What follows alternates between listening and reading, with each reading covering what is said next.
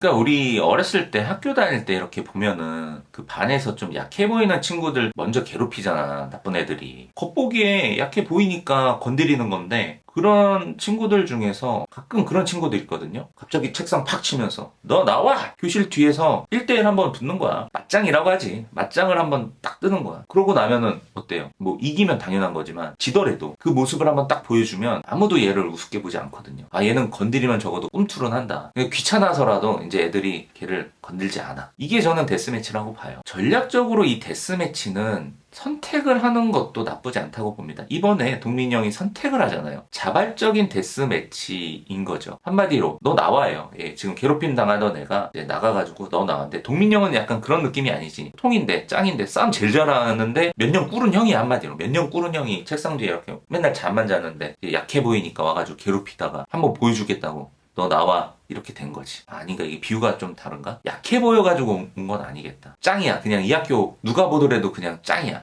새로 전학 온 애들이 이 형을 잘 몰라. 그래서 전학을 왔는데 그래서 한번 도전장을 내미는 거야. 네가 그렇게 싸움을 잘한다며? 나랑 한번 붙을래? 해가지고 뭔가 보여준 그런 느낌이야. 그래서 1대1 딱 했는데 그냥 이거 주먹을 들었는데 쓰러진 그런 상황인 거지. 그러면 이걸 본 나머지 사람은 더 못 덤비는 거지. 그러니까 그거를 보여주고 싶었던 것 같아요.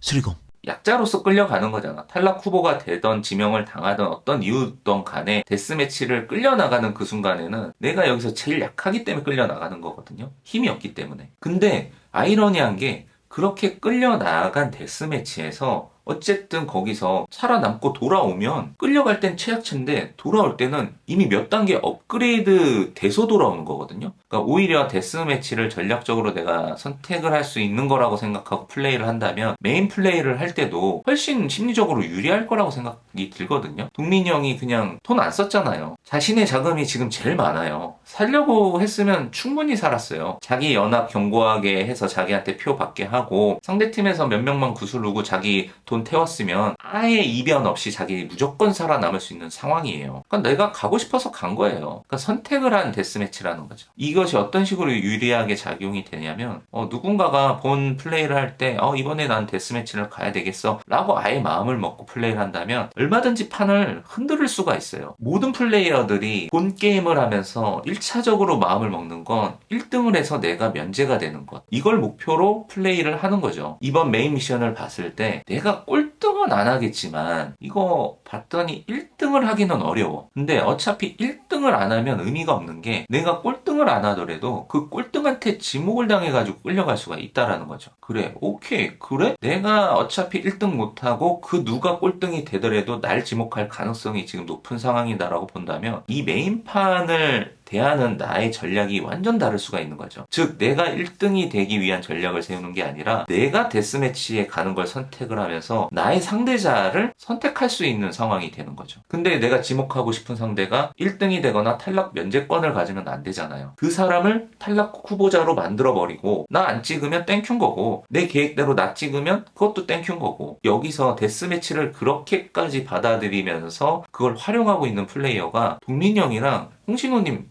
딱 요 정도인 것 같아요. 유경험자잖아요. 그 외에도 유경험자들이 몇몇 있긴 하지만 그러니까 동민형이나 홍진호님은 알고 있는 거야. 이 데스매치는 때에 따라서 해야 된다. 피할 수 없는 숙련과 같은 거다. 그리고 어차피 해야 된다라고 한다면 내가 그 데스매치에서 확실하게 임팩트를 줄 수 있는 상황을 연출해서 가는 것이 가장 이상적이다라는 걸 아는 거지. 그러니까 단순히 이런 거야. 이번 판 열심히 했는데 아유 하다 보니 어떻게 데스매치를 가게 됐네. 간 김에 보여줘야지 하고 딱 보여주는 거. 이게 이제 초짜들이 보이는 데스매치에 대한 마인드고 그것을 전형적으로 보여준 캐릭터가 이진아죠. 죽기보다 싫은 데스매치를 피하려다가 결국은 갔는데 어차피 이렇게 된 거 내가 보여줘야지 하고 살아남은. 그래서 결과적으로는 너무 이상적으로 잘 마무리가 됐지만 애초에 이진아의 마인드가 이런 여유, 데스매치도 전략적으로 선택할 수 있는 부분이다라는 마음으로 뭔가 그렇게 플레이를 했으면 더 확장된 사고로 게임들을 바라볼 수가 있었겠죠. 굳이 그렇게 자기 마음 다치면서 울 필요가 없었던 거지. 그러니까 이제 아마 이 경험을 통해서 이진아도 깨닫게 됐을 거예요. 그래서 아마 이진아는 이 다음부터 이 데스매치에 대해서 생각하는 거와 임하는 자세가 많이 바뀔 거라고 생각이 들어요.